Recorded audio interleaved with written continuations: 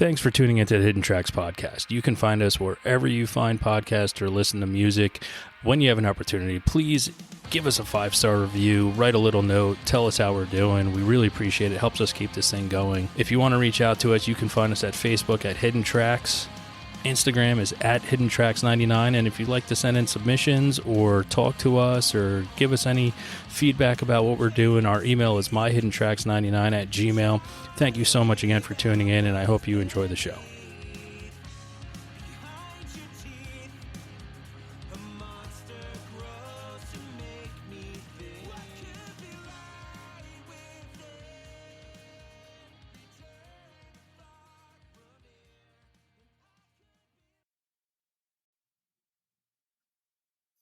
Welcome to another edition of Hidden Tracks. Today with me, I have KOLBY Knickerbocker. He is a singer-songwriter out of Bend, Oregon.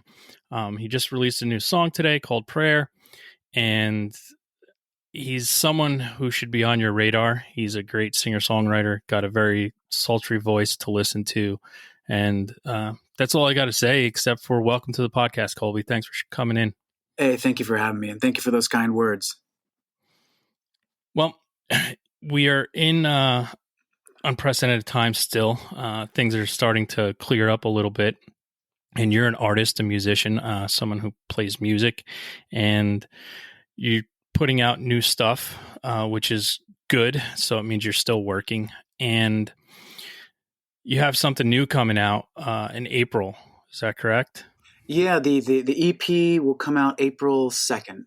So we've released a few singles, one of which you just mentioned. So yeah, April 2nd is when that EP is going to come out. Now, when did you, this is how we like to dive into you so people get a better feeling. When did music change for you in your life? It usually starts when you're a kid and you hear something for the first time that is unlike Sesame Street. Do you remember what that was that changed your outlook on music? You know, I can't. That's a great question. I had not thought about that. I don't think ever. I can't point to a specific like song, but I can point to like early in my childhood, adolescence. There were a few things that like sort of drew me into music. One of which was like this sort of what I recognize now as a natural ability to sort of feel, for lack of a better word, where a song is heading, like to intuit like the changes, the chord changes that were coming, to hear like when something was going to break down or speed up in tempo, all these things, which I thought when I was that age were like, that's everyone could do that. And it wasn't until I started asking people explicitly, like maybe in my early teens, like, hey, did you feel like that was going to come? Or did you hear that chord change? Or like I could naturally like hear harmony. I could hear the pieces, and even from when I was really young, and I realized that was a gift, my just sort of the natural, my genetics of who I am. So that was one of the main things that drew me into music. The other thing that was mostly just habit or just sort of like comfort is my dad had what was it, like a 64 Strat, like it was a cream Stratocaster.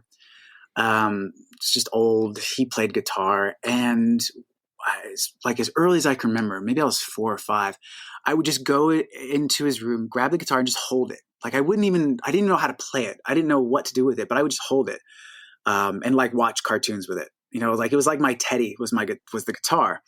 And that just brought me comfort as just like a piece, like a thing.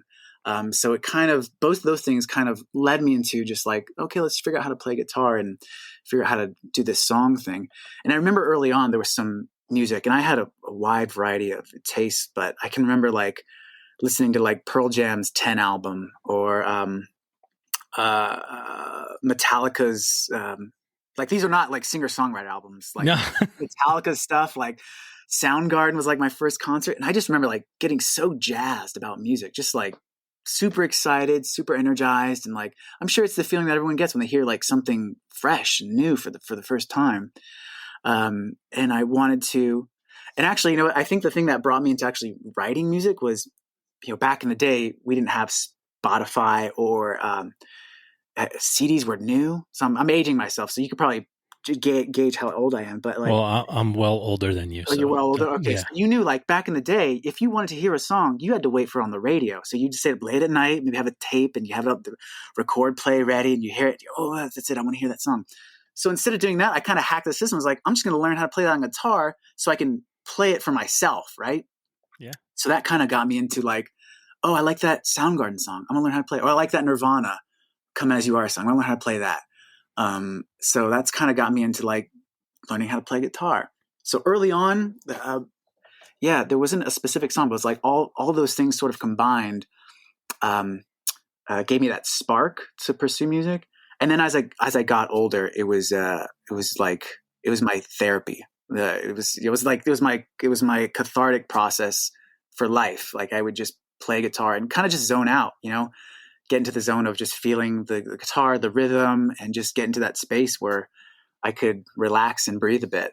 So that's what kept me on it. But yeah, that's a great question.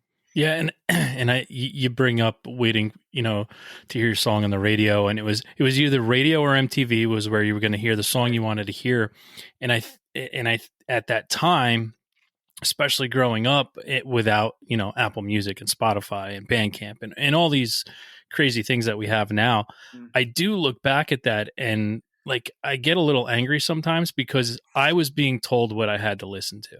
Yeah. Yeah. And I think back to that. And I mean, I still love all that stuff that I grew up listening to, but just being able to venture out and find artists like yourself that I otherwise wouldn't hear on an everyday basis I think it's a good thing of where we've come, but I also think that it's not necessarily always a good thing because you have to weed through a lot of crap to find the good stuff. Yeah. So it's like one or the other. We've taken a hit somewhere along the road, and we can't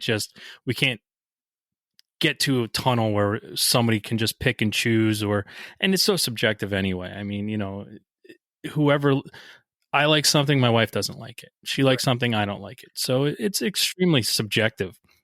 Well, I think. Sorry, go ahead. No, continue your thought, man. No, I was going to say I think you're absolutely right, and I remember. You have to reiterate your point. It's like when we were back in the day being told what to listen to. And I also think there's like, for me, there's like a blessing and a curse with that, because now there's so much music. Like I think the stat is like a Spotify, like 60,000 songs each day are being released. Just like, so there's so much content to sift through and you have to sift through it. But also I remember, it's almost like for me, there's this feeling of like, too much choice. Like there's too much choice. There's stress in that. It's almost like going to a Chinese restaurant when there's like 80 items on the menu. And I'm like, I don't know, man, there's 30 chicken options. What's the best? What's the chicken? Yeah. So it's like this, I am a little nostalgic and romantic about those old days because it was like, there was just a limited supply of music I could listen to. But also on the same side, it's like I couldn't discover new artists and I couldn't discover anything that was outside of the radio. So I have that tool now, and I do get overwhelmed, especially as a musician and a songwriter. When I think like, even with this last release, I'm like, this is a great, like, this is like, I'm proud of the release. I'm like, these are good songs. And then I pop my head up and I look around and I'm like, but there's like 100,000 like new good songs and artists out there. And like how it's like this massive amount of competition as a singer songwriter to constantly produce content and constantly just be ahead of the game. So it's created both an avenue, but also a lot of anxiety on my end as a musician. So I'm still sort of wading through that. Well, yeah, I mean, and it's got to be, I bring this up to, I have older artists and newer artists on here and trying to find that balance. And especially in today's world where, I mean, Spotify runs on an algorithm to get onto a playlist. Mm-hmm. And your song has to be a certain length and a certain sound. And it's, to me, it's also crazy because, those dives when you're trying to find something new, whereas back in the day, even if I bought a CD and it was because of the cover and I didn't hear the band and then I listened to it and I didn't like it, I still had that CD and I got to go back to it and listen to it. Now it's like you just swipe right through it. Okay, I listened to it. I didn't like it. Yeah. But you never had that opportunity to go back because now you're just on to the next thing, which is something that I think is detrimental to artists out there today, where somebody can hear, they'll listen for 30 seconds and be like, yeah, no. Yeah. I totally agree. And it's almost like, analogy, again, back to food. It's almost like some songs are an acquired taste because they're unusual, right? Maybe they have an unusual tempo, song structure, chord progression. But I find that in my memory of songs that have influenced me and just sort of like sparked and stayed in my memory were those really unusual ones. And if I didn't have like the CD of like Pearl Jam's Vitology, I wouldn't have listened to Bugs 100 times because it's a weird ass song, you know? Yeah. But I listened to it because it was the CD I had. But if I had heard that on Spotify, the opening notes, I'd been like, nope, don't like that. Like, don't like that weird sound they're doing. So it is like, I think some music is an acquired taste, not because it's bad, but because it's slightly different. It's delivered in a slightly different way than you're used to. Whereas I think now, to your point, is like Spotify's algorithm. It's almost like churning out like 3 different flavors. You know, like you got vanilla with sprinkles, and vanilla with chocolate chips, and you get different levels of that to an extent. I mean, that's an over exaggeration, but it does feel like there's like a sound that Spotify knows sells, and they put that in the algorithm. So we're limited. I think we're limiting our exposure if we're just relying on Spotify's algorithm to really amazing music. Yeah.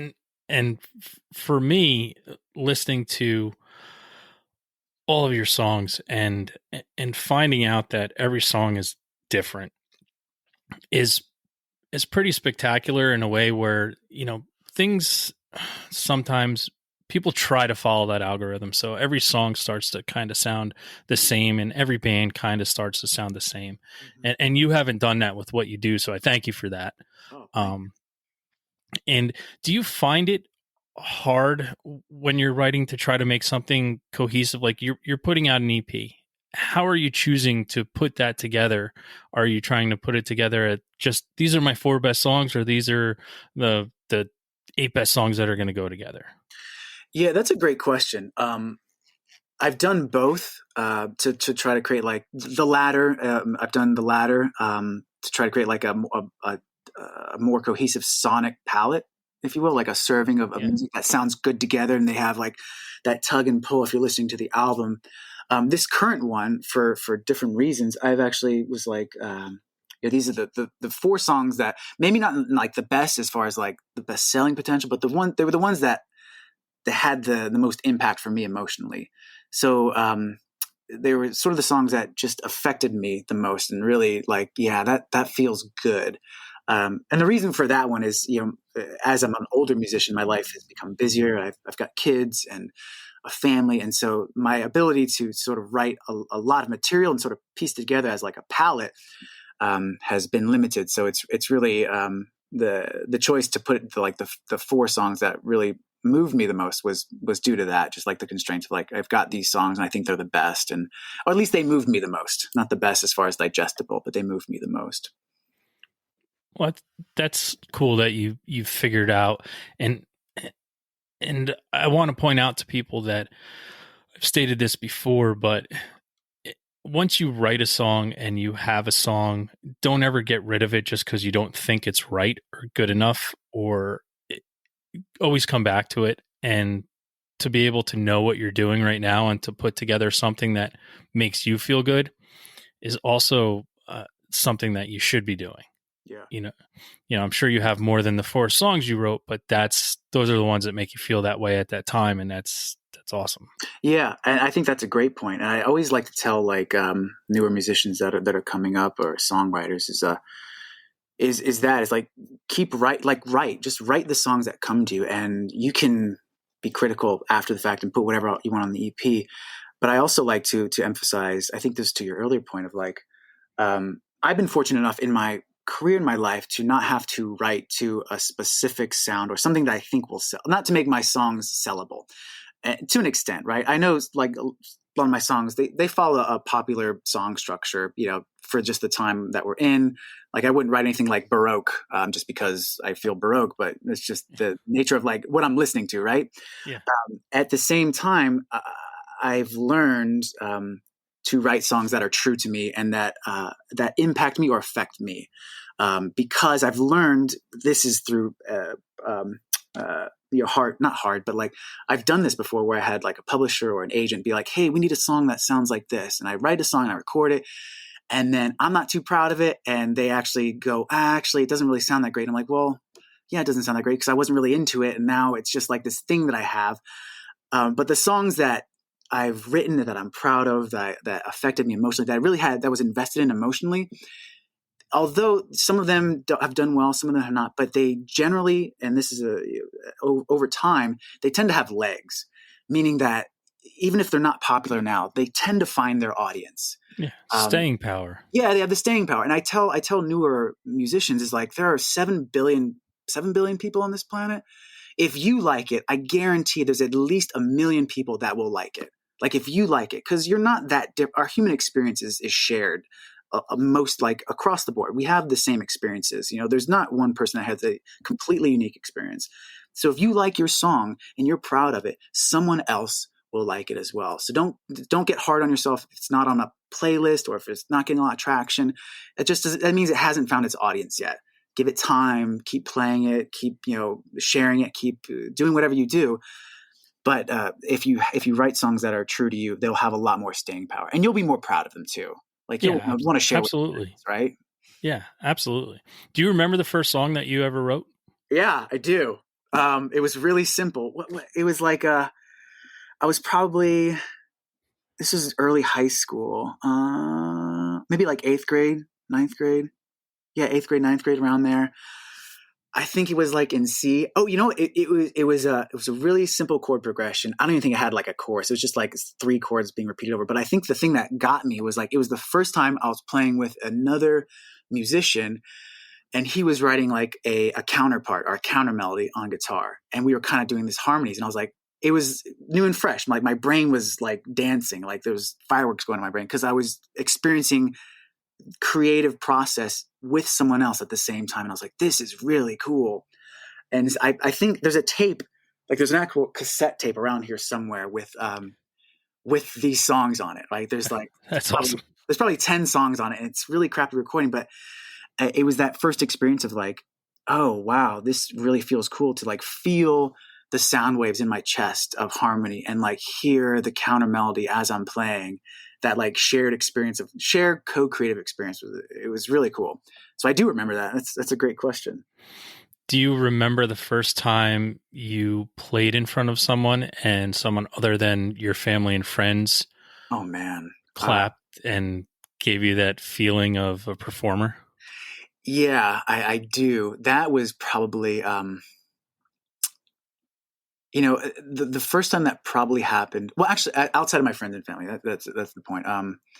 I do remember that, and it was probably I was out of college. No, actually, I was in college, and playing songs. The thing that I remember though, and it took me a while. It took me a while to own my abilities as a musician and a songwriter. And what I mean by that is like to your question, I remember those moments. I remember that moment when I got on stage and I was nervous as hell and I probably stumbled through and I got an applause. But I, being a, very critical of myself and perfectionist, which is not a great thing to be as a songwriter. I was like, they're just being nice. And I believed that for like years, they're just being nice. And I was and I was just driven to do to be perfect, which is not a great way to go. Don't do that. Tough. It's tough. Don't do it. I try to live my life that way, and I back myself into a corner all the time. God. You can't, as a creative person, you can't, because you'll never get anything done because it's never going to be perfect. So I've had to come to terms with like, it's not perfect. It's good. Like and to really believe and to know that I've got chops and I can do stuff. But it took me, I think probably till like my mid to late 20s to really start to know like, oh, actually, like they're not just being handy. They're not being like nice to be like, oh, that was really nice. Like they were actually enjoying my music. And it came when I started releasing stuff and started getting like emails or, comments on YouTube from complete strangers being like, I heard your music.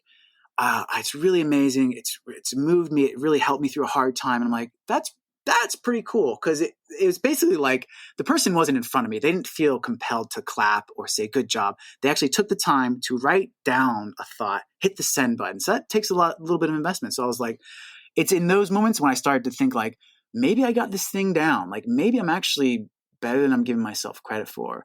And so from there, I like released my own solo stuff. Album called Kindness, Courage is the EP before this. And I started trying to get TV and film sync. I was like, let's see if this works. And I actually started getting a lot of that. And so I was like, wow, so this actually like I'm good enough to get this. I'm like, okay, like I've got like I'm good enough to get other creators to go, this is good stuff. So that was kind of validation. And I'm still I will admit I'm still in the place where I doubt my abilities. It's tough too. Even with this last release, like you put it out to like 1,000 people, reviewers, podcasters, playlist makers, and I get the gamut of like responses. People are like, "This is amazing, like really good job." To people like, "Man, maybe you should try producing this." And I'm like, "Well, I did." You know what I mean? I'm like, "I did produce it, bro." Like, what are you talking about? So I get the range of stuff, and it's so sometimes I think maybe I didn't produce it well enough, or maybe the levels aren't great, maybe I didn't mix it well enough, and I go back and I doubt myself. So I'm still in that phase of like just being comfortable with like it's okay. I'm doing a good enough job here. Yeah, and everyone's a critic, and everyone has something to say. Yeah, Especially when you can do it from behind a keyboard. right.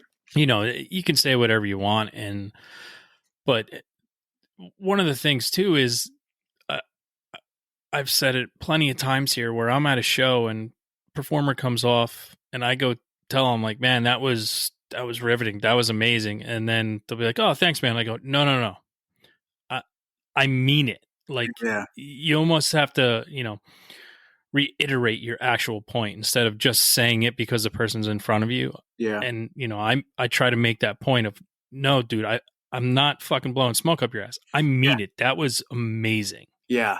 And, I think that's where driving home a point to someone when you like something, just telling them you like it, but really giving them their just due, because what you do as an artist and as a singer songwriter is that's your soul. Like that is a piece of you that you're putting out there for people to critique. It's not like it takes a lot for you to be okay and say, this is my best right now, and I'm putting it out there, and some people are going to like it and some people aren't, and I have to be okay with it. Like it takes a strong person to do that. It really does. And I think you bring up a good point too. It's like it struck something in me. It's like some of these songs that I write, I'm not comfortable talking about them to people that I know, because I'm like, they're too intimate, if that makes sense. Oh, absolutely. I put them into song and form, and it's like a piece of my soul, like deepest desires, fears, hopes, and dreams. And sometimes I'm like, I don't really want to talk about that right now with like a friend or family or my parents. I'm like, nah, it's too personal, but I'm willing to put it out there. And it is like this, the experience of, I think you said it well. It's like everyone's a critic and anyone can say anything behind a keyboard. And when I do get those like, man, maybe try harder in this song, I'm like, it is kind of crushing. I'm like, this is like, these are my hopes and my dreams, man. This is like the fears and my love, and expressed from like the highest mountain. And the best you can say is like, man, try a different chord structure or something. So it's a challenge to, and I think it's to the older musicians, and I think you'll relate to this. Well, I'm not saying you're an older musician, but you'll relate. I didn't want to throw you. You can call me old on my own podcast. That's totally cool. We're fine. I'm sorry. But it can become exhausting. Like it can become very tiring to continuously put out like parts of your soul and just continuously like give part of yourself to an unknown public, and just continuously do that over and over again. It can become very tiring. And I think even musicians that are successful like feel this, or I've heard, from different interviews with successful musicians, it's like, it can be exhausting to just do that over and over. yeah, Well, it's yeah, you kind of, when you're writing a song, you're creating your own therapy without having to pay for it. yeah. So, it's extremely therapeutic, and you're putting down things on paper and then recording them. And that's what I like. You're taking a little piece of yourself and you're sharing it with the world, and everyone has their own interpretation of it, and everyone takes ownership. So, once you put that song out there, everyone else takes ownership of it. It's no longer yours. It's Mm, no longer Colby's song. mm, It's now Sarah's song in the corner. Like, it's her song. It mhm. belongs to her now. And do you ever think about, when you're writing a song, how it may affect someone else, or is it strictly just you're in your own place and this song is about me right now? Yeah, to the former, I do think about like how songs will affect other people, and there's some songs specifically that I write for that purpose. One of the songs on the EP is called Grace, and it was written. I was inspired to write it because there was a girl in my community who was a young teenager, 13 or 14, and she committed suicide. And I thought, how hard and how painful must life be for a 13-year-old? I think she was 13 or 14, but for an early teenager to say I've had enough, and like how just I couldn't imagine, and I have a daughter of my own, and so uh, there was a part of me that was like, I couldn't be there for this girl in my community. I couldn't be there. I don't know what I would have said. Like I wasn't there. So like, I was like, I have this ability, I have this reach, and I almost felt this obligation or this duty to say like, I'm going to write this song so that if someone feels what I think this young girl was feeling, this young teenager, maybe they'll hear my song, and maybe they'll give it another day, or maybe they'll call somebody, like maybe they'll change their mind. And that, that was one of the songs where I specifically was like, I'm going to use my talents and my gifts to try to better the world specifically. And that I felt really good about that song, and I felt it was just like, if I can't be there for someone immediately, maybe I can be there for them millions of miles away and just try to alter them. And it goes to what I think is one of the most, I don't know, the fantastic or the coolest part about being a musician, at least in this day and age, is it's almost like, for me, and it's going to sound corny, but it's like, it's the closest thing that I know to actual like magic, like magician, like wizardry, like the Lord of the Rings shit that you'll see where like people cast a spell. And I think about it like this, is that I can write something in my little home studio. I can have this emotion. I can try to capture it through song and word. I put it on, through Spotify, and someone in Japan can listen to that. And as they're listening to that, their biochemistry starts to change, and their emotions start to change, and they feel different. And it's like that thought, that emotion that I had has transpired or gone across time and space to change that one person's emotion. And I'm like, that's the coolest thing. Like, when I think about music in that way, that's the coolest thing to me. And it makes it worthwhile. It makes all the hard and all the criticism, it makes the long nights worthwhile, because I can potentially have that influence on somebody, and not in an undue way, but try to change them to feel more emotion, to feel more love, to feel more connection, to feel not so desperate, because life can be hard. And so Yeah, that's where it's mood control, man. yeah. And you said it right there. I mean, you're either trying to enhance or change or better someone's mood. And I think my life's journey has been through music, which is always finding the perfect song for the perfect mood, Yeah. or when I'm in a mood, to find that song that either needs to keep me in that mood, or the perfect song to get me out of that mood. Yeah. Yeah. And I mean, I have a laundry list of when I'm feeling down, and it depends on the type of down I feel that day. Am I sad, or am I just unhappy? There's a difference. And what am I going to listen to today? Yeah. I have a curious question for you. When you're like down or sad, do you listen to music to like highlight that downness or sadness, or do you listen to music to try to alleviate or get out of the downness or sadness? See, so that's where I draw that finite line between unhappy and sad. If I'm really sad about something, and I've been through a lot of things in my life, a lot of troubling times, and I've found that when I'm unhappy, I need sad music. I find when I'm sad, I need something to get me out of that sadness. So it's literally a fine line, and it's really hard for me to choose. I unfortunately had lost my sister, and I find when I think of her, I need to listen, because it's almost like I'm not sad. I'm just really unhappy that she's no longer with me. So I need sad music. Mm. And it's one of those things. There really is a fine line for me when it comes to that. But it's a difference, and I know that feeling. And being through things that I've gone through, and to feel the way that I do, I know when I'm unhappy, and I know when I'm sad. Yeah, it's interesting. Yeah. And you brought up, I like to call music, I say it's the closest thing we actually have to a real time machine. Yeah, that's great. That's great too. And I think I think the data supports that. It's either smell, I think it's smell first and then sound, music, to bring you back to memories. I totally cut you off and assumed what you were going to say, but yeah, go ahead with music. No, listen, that's what we do. We're talking to each other. We're two people talking about something that we both love dearly. Yeah. So, but yeah, I totally agree. Like, I totally agree.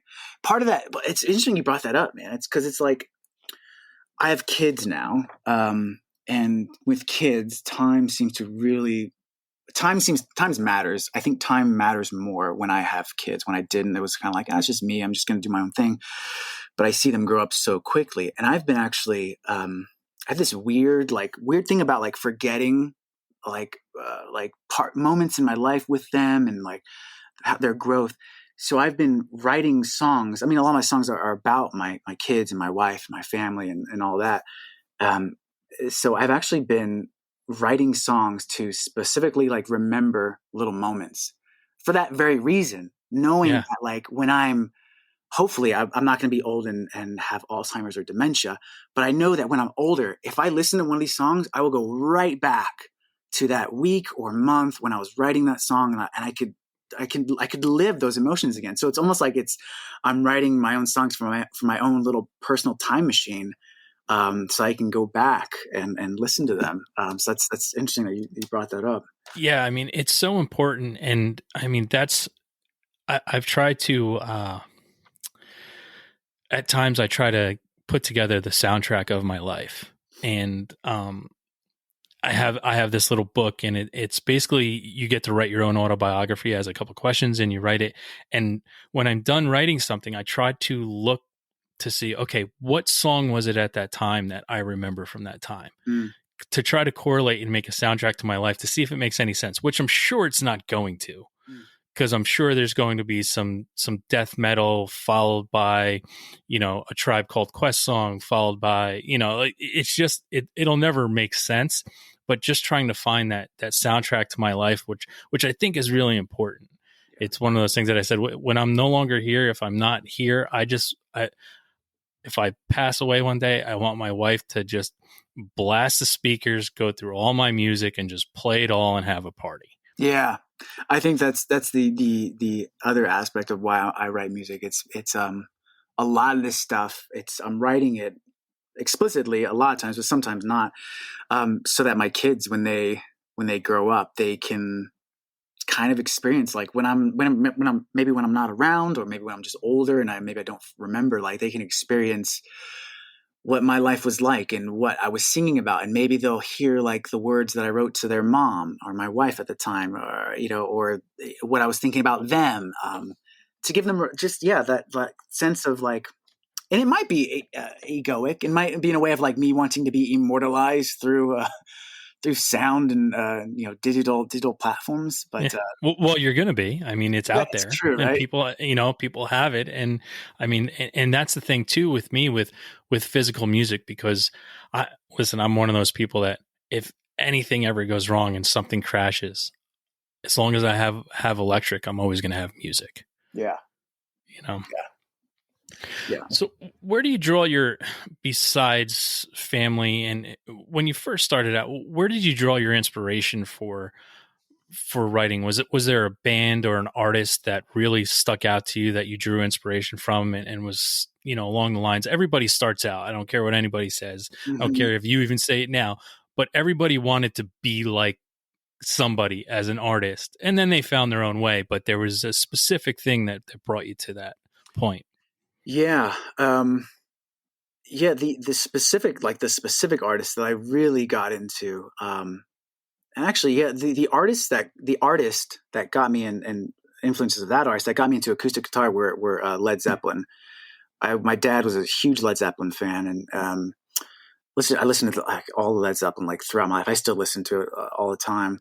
But there was the guitar picking of Jimmy Page on the electric too, but a lot of the acoustic stuff like Bron-Y-Aur, Stomp, forget some of the tunes, but like that got me into like different finger picking styles and just trying to learn how to do those sounds. And then from there, looking at like Led Zeppelin's influences, like Robert Johnson or gosh, I can't remember some of the other But yeah, they were very blues based. I very mean, blues that's based, right? very blues based. And so I started listening to those guys, and I was like, this is like cool stuff. And I started to learn how to play like Robert Johnson and Doc Watson and some of these other like really blues kind of folky Appalachian, and that got me really into acoustic stuff, which I still really from my EP you can tell it's just the acoustic stuff I really enjoy. The other artist though that I like completely admire, and you can hear some of my really early stuff, was Queen. Freddie Mercury is like my idol as far as vocal range, performer. Just like He's every the time I see like greatest front man oh my of all. god, Like I've gotten in arguments with my friends, and we have. I bought a huge box of. I don't know if you remember rock cards. They were basically like baseball cards, but with rock stars on them. yeah. So we just started throwing out packs to people, and we're like, okay, we're gonna have a draft, a fantasy draft, Oh my god. and the number one pick is going to be Freddie Mercury every time, because he was the greatest frontman Yeah, of all time. yeah. I hands down, I completely agree with you. And I've looked at this in different ways. I think the best example, if you want like the best 20-second example of why that is, if you go to Wimbledon, the Live Aid, Yeah, that show where he's doing like an acapella, sort of like acapella scales or acapella run with an audience of like, I don't know, 70,000, and they're following him. It's just one dude leading an entire stadium packed full, and he's going la da di da do, yi da do, and he's totally in his element. It's like he was like doing it in a room with just like a piano student. And I think that to me is like, that is the greatest. And I still get chills every time I watch him, because like he makes it look so effortless. And I just got chills now because I just thought about it, and because I remember seeing it, and there was no one like him, and there will never be anybody like him. But the other thing I admire about that too is, and it's kind of what I really admire about indie musicians today, is he excelled at songwriting, piano, performance, vocals. And the reason why, so that's why he's like an idol to me. It's like, this guy, like he busted his chops. He did the work, and he's just excelled at a lot of arenas and always tried to expand. And so I took a lot of influences from him, but I admire, he's always a good reminder of why I admire indie musicians. And because a lot of the indie musicians that I know and work with, they all, including myself, we all kind of do everything, right? We're the producers, we're the performers, we're the marketers, we're the mix engineers, we're the songwriters, we're the guitar technicians, like we're doing it all. And so like I chuckle to myself, and I kind of get like a little snarky attitude when I hear like whatever the top song is, and I go, oh, let's see what the songwriting credits are. And there's like 5 songwriters, several producers, a mixer. I'm like, yeah, no wonder, because you had like $100,000 budget behind one song and like 20 people working on it. Of course, it's sounded great. But when I get this, I kind of get an attitude because it's this challenge that indie musicians have of like, we have to work, 5 times as hard to even get up to the same level as some of these other bigger artists who have labels and other like team of songwriters behind them and different producers.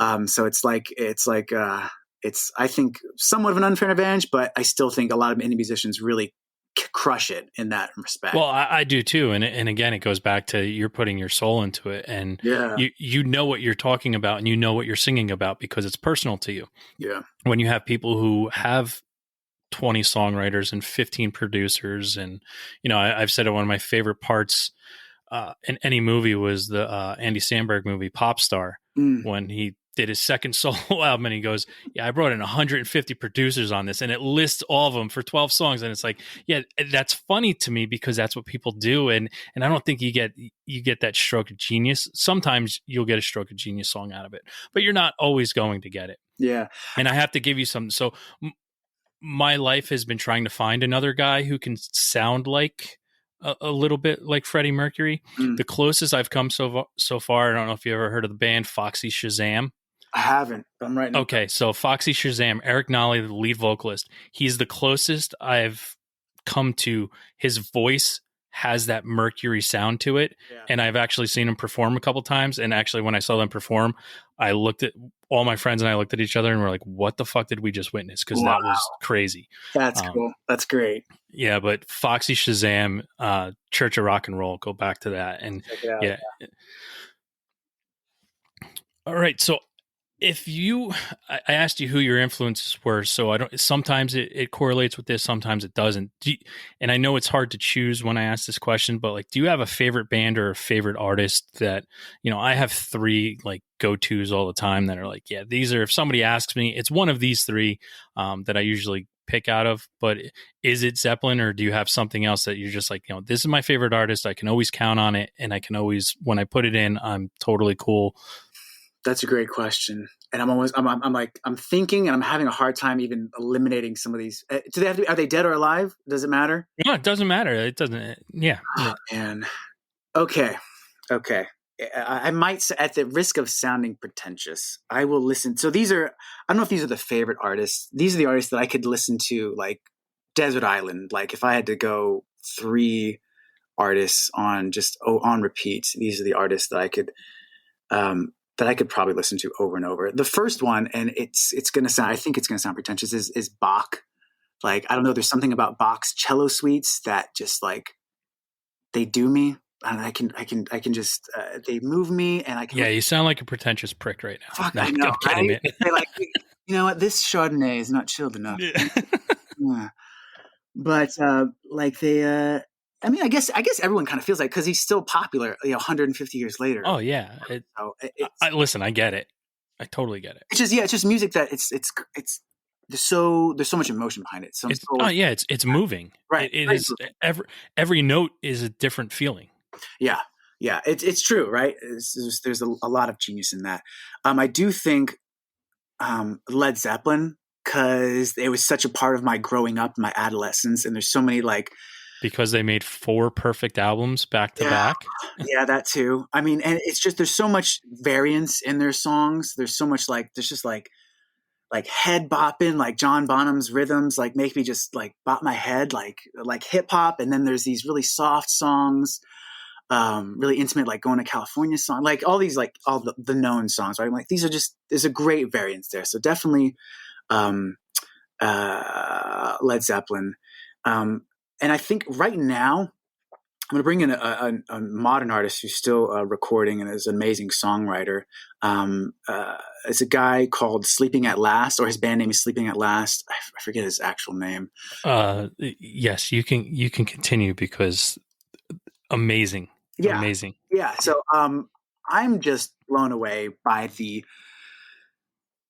I don't know if he's just like an artist for artists, like if he's a songwriter for songwriters, because like I honestly, like I listen to songs, I'm like, this is just like, it's pure poetry in a very tasteful way set to music, and not in like like an artsy, like undigestible way, but the guy is just producing good songs like month after month, and I just don't know how he does it. Like I don't know like what his process is for getting like such good emotional material and songwriting and beautiful like arrangements and production just like constantly. So he's one of my favorite artists. And Yeah, Ryan O'Neal and his Ryan brother, O'Neal. and his brother Chad's the drummer. Oh really? I didn't know that. Okay. Yeah. Um, but the guy's just crushing it as far as like a musician. I think he's got a label, but he's not like huge. He's not like a Taylor Swift level, but he's just got a solid audience, and he produces really great songs. So I'm constantly impressed by musicians who can do that, who can just constantly do good at their craft and become better over time, because it's a hard craft. So those I think those are my three musicians or three artists that I would listen to. And I like I said, I had a hard time pick because like I love Queen, I love Bowie, I love just artists that I grew up with. So yeah, those would be my three if I had to choose. Yeah. Is there anything that you listen to that people would be surprised you listen to? We call it guilty pleasures here. Guilty pleasures. Yeah. It's something that you're just like, wow, that's I'm not sure if I'm supposed to like this. I usually go back to like if you find something that like BTS recorded or or in sync, or if there's something that someone would be like, wow, you listen to that? Yeah. There are. I'll get to the specific example but I like, and people wouldn't know from my songwriting, but I like a lot of like hip hop. I love like a good head slappy beat, like something I'm like, oh my God, this is really like, it's kicking for whatever reason. And I think it just makes me like, it moves me, it brings me into a different place. I've tried to write songs like that. Like I tell my wife, I'm like, I'd love to write like a dancey, like hip hoppy track, but it just doesn't work for me. It just doesn't feel natural and right. But I love hip hop. The guilty pleasure track right now, and I know it's a guilty pleasure because I was listening to it, and my wife was like, "You're listening to that?" Was Lizzo's Juice just recently, and I think it's because it's that funky, like it's got a lot of, for lack of a lot of funk laid on it. It's got a lot of like attitude in it, and it's got this like these great little licks in it. It's well produced, and it's just got a really just banging beat, and it just makes me smile. But even my wife was like, "You like Lizzo?" And I'm like, "Yeah, dude, this is a great song." I tried to explain to her. I was like, "Listen to that. Look, there's like 3 hooks in there. There's like this how I roll, and there's like the chorus in there, but they're all like hooky and catchy, and just makes me want to dance." So now, it's tough. It's tough when you have to explain something to that you're digging on, and that's why what comes with age is when you just start to own shit before you would turn it off. Yeah. You're like, oh, sorry, you Exactly. You saw me in my bathrobe dancing to Lizzo. I still dig it. Like I'm even thinking about now, like this is a good track. Like if I'm on my way to going like skiing or playing soccer with friends, I'll put that on. Get me jazzed up. Get me juiced. Yeah, well, that was my thing when I've been a huge Beck fan my whole life, and he's gone through some crazy iterations, and he's always, to me, he always outdoes himself every time he does something different. Mm-hmm. And when Colors came out, and I'm literally listening to it in the basement, I got up off of my chair, and I was like chucking and jiving, and I'm like dancing a little bit. My wife sticks her head down. I didn't hear her coming, and she's just laughing. She's like, "What are you doing?" I'm like, "I'm dancing to Beck right now." Yeah. That's what I'm doing. Yeah. Because that's how I feel right now. Yeah. It's stuff. Yeah. That's great though. I think that's like, I think you're right. With age, like I care less and less. Like if I'm jamming out to like Michael Jackson's Earth Song or Lizzo or like NSYNC's old, like I don't give 2 shits at this juncture in my life because it's what gets me going, Yeah, no, I mean, I remember being a kid, and I was a punk rock kid. Like I grew up, like most kids are usually, because that teen angst runs through, and that punk rock pulls you. It kind of, you think that's how you're supposed to feel at that time. It may not be, but then when I'm rolling around, and most of the time I'm listening to obscure punk rock stuff, and then I roll up with Bush's, Everything Zen, and everyone's like, "What the fuck you listening to?" I'm like, "Oh, I'm sorry," and now I'm just like, "Listen, that album was fucking fire." Yeah. Like, good. I remember that. I remember getting flack too about that. Like when I was back in 7th grade and I was, surrounded by kids. What were they listening to back in the day? Like, like early Blink stuff, Pennywise, like all my friends. I was like listening to Yeah, everybody's doing the Bro Hymn by Pennywise and think they're punk rock. Bro Bush. I'm like, I thought it was good. And they're like, it's terrible. I'm like, okay, I guess I should. Like, I didn't know like popular music shouldn't be listened to at that time, but it's a great album, man. There's a lot of songs like that. Oh yeah. I mean, I go back to that. I'm like, holy shit, this album was fucking amazing. Yeah. Like, why was I so scared of people knowing that I like? And now, again, like I say, you can go through any of my collection and people pull stuff out. They're like, you listen to this? I'm like, you goddamn right I do. Yeah, absolutely. Yeah, and it's good. You know, I'm always tickled when I find another artist that I'm like, this is some good shit. Like, I can remember like when I found Ryan O'Neal, Sleeping At Last, like I didn't know about him until like 6-7 years ago. I was like, holy shit, this guy's great. Or like, I listened to a lot of Ben Rector. I'm like, this guy's fucking good too. Like, where are these guys been hiding all my life? It's just this great pleasure when I find songwriters and songs. I'm like, this shit is great. Like, this is amazing. Yeah, and I think that's the problem right now is because we do get excited when we find something new and fresh and like, where has this been? You know, Sleeping At Last, I think they started in 2000. Yeah. You know, they've almost been around for 21 years now. Yeah. And honestly, you're one of the first people I've ever heard mention them. Really? Yeah. That surprises me. Yeah. And to me, and that's what's crazy about music, because there is so much out there and so many people find so many different things. And this is why we're doing what we're doing here, because we want to bring things to the masses that people may have never heard about. You know, I don't like being like, hey, have you heard of this band? And like, oh yeah, I think I know them. And it's like, well, maybe here, listen to this and maybe you'll know them a little better. Mm-hmm. Yeah. I think that's super important. Like you said, there's so much, as I call, there's so much noise, and it's a struggle as a musician to like get a songwriter to try to get past the noise. But it's I'm in a fortunate place in my career where I'm like, you know what, I am going to write what I want to write, and I'm going to do it how I want to do it. I'm not trying to live off my music. So I have that ability to be like, yeah, we'll do things that feel good, and damned be if no one listens to it or if a bunch of people listen to it. So it's good. Good for you, man. Yeah. Good for you. Thank you. So I don't want to keep you very long today. We're going to come in, got 2 more questions for you. And then we'll get you out of here. But as an artist, how would you like to be remembered as an artist? I'm sorry, it's a deep question, but that's super. It's a great question. It is deep, but it's great. How would I like to be remembered? God, that's a great question. I'll talk about it. I think the best answer I have right now, and I might edit it as I go, but I would like to be remembered as an artist, as a songwriter who had heart, like who cared deeply and felt deeply about things, and not in like the sappy, like just feeling for feeling's sake kind of reasons, but like an artist that I brought passion to my artistry, that I brought, at everything that I did, I brought 100% of who I was to that.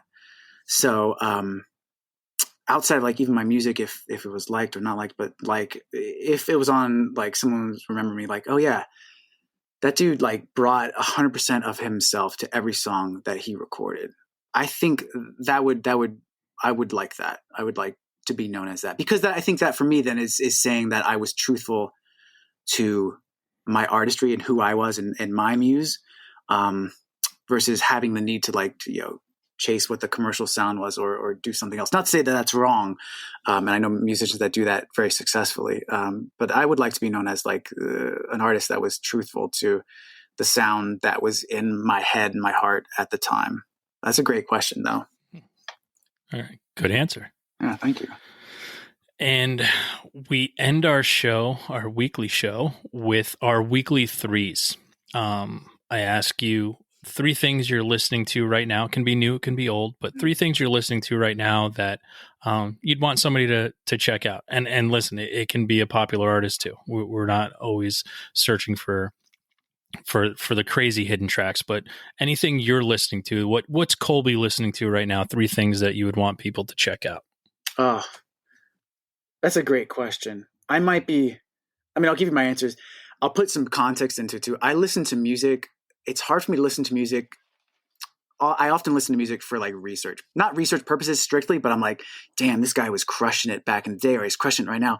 What is it like? Let me listen to his music and see what's going on. Like I try to dissect music, but right now I'm listening to 3 artists that I'm like, these are amazing songwriters. I'm listening to the White Buffalo. I don't know if you heard of the White Buffalo. He's out of actually worked with his bassist a while back, but he's out of Southern California.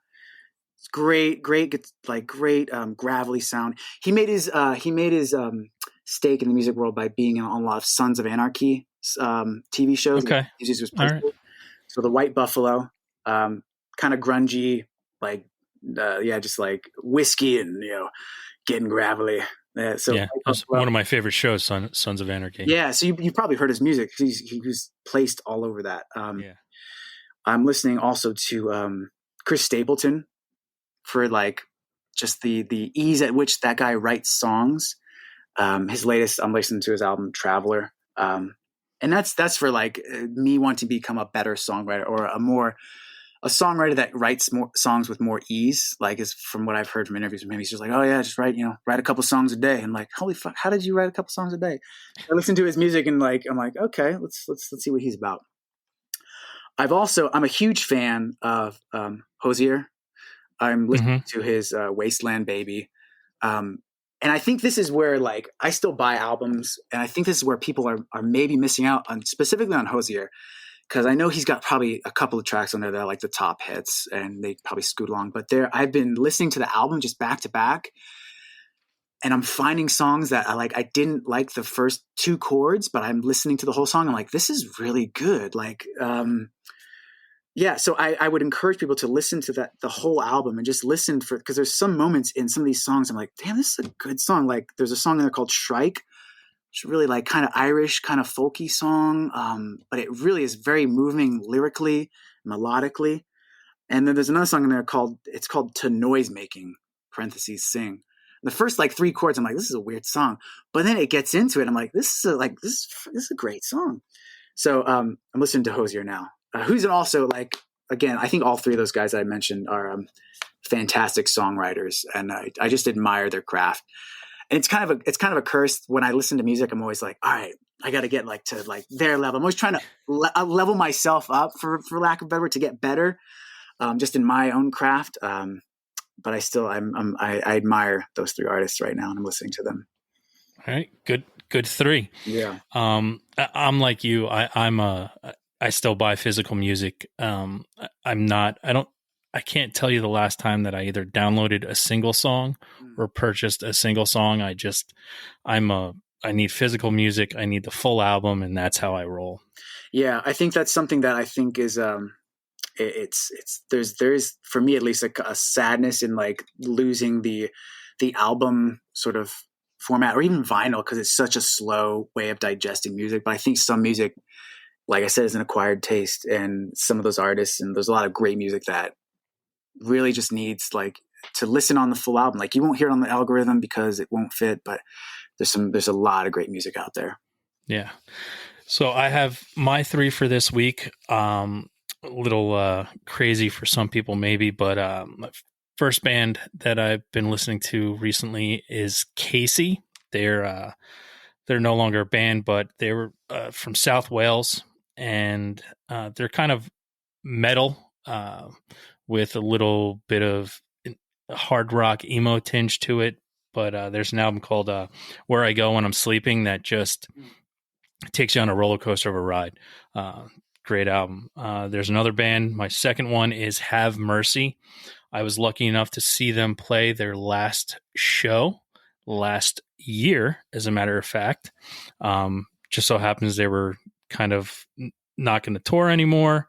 And it happened right before the COVID outbreak happened. So I think they planned it perfectly. But Have Mercy, they're from Maryland. An album I suggest is called A Place of Your Own. They're rock, post-hardcore, just a great band. And then last but not least, I have a band out of LA called Sunday's Best. Indie rock, pop. I don't even know how to explain it. I mean, they fall under that emo label, which I hate. Wish they could just keep that post-hardcore label instead of calling things emo. But they put out 2 albums in the early 2000s that are two albums that I just constantly. It's one of those things when I don't know what to listen to. I'm like, I haven't listened to this in a while, and this is what I'm going to listen to because I know I'm going to like it. So, Casey, Have Mercy, and Sunday's Best. Those are my 3 for this week. Nice. Kolby, I want to thank you for being here.